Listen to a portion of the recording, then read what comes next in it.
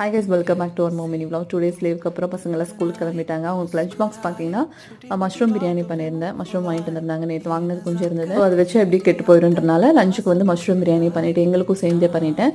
And புதினா வந்து already இருக்குது, பட் இருந்தாலும் ஒரு கட் எக்ஸ்ட்ரா வாங்கிட்டு இருந்தாங்க. ஸோ எல்லாத்தையும் கட் பண்ணி வச்சுட்டேன். ஏன்னா அப்படியே வச்சா வந்து கண்டிப்பாக கெட்டு போயிடும். மார்னிங்கே வந்து ஹெல்ப் பண்ணுறாங்க வந்துட்டா பிரியாணி பண்ணும்போது மட்டும் வெங்காயம் தக்காளி வதங்குற கொஞ்சம் டைம் இருக்கும்ல, அந்த டைமில் நான் வதக்குறேன் அப்படின்னு சொல்லி வந்துடுவான்.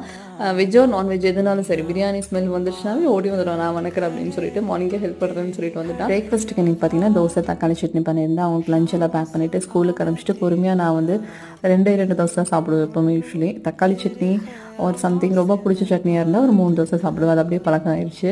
அண்ட் எல்லாத்தையும் ஸ்கூலுக்கு அனுப்பிட்டு பொறுமையாக அந்த டிவி பார்த்துட்டு டீ ஆர் காஃபி அந்த டிஃபன் கூட வச்சு சாப்பிட்றது எனக்கு ரொம்ப பிடிக்கும். ஆக்சுவலி அவ்வளோ திருப்தியாக இருக்கும். அதுவும் வந்து நம்மளுக்கு பிடிச்ச ப்ரோக்ராம் டிவியில் பார்த்துட்டே சாப்பிட்றது இன்னும் சூப்பராக இருக்கும். ஸோ உங்களுக்கு அந்த மாதிரி சாப்பிட பிடிக்குமா அப்படிங்கிறத கமெண்ட்டில் சொல்லுங்கள்.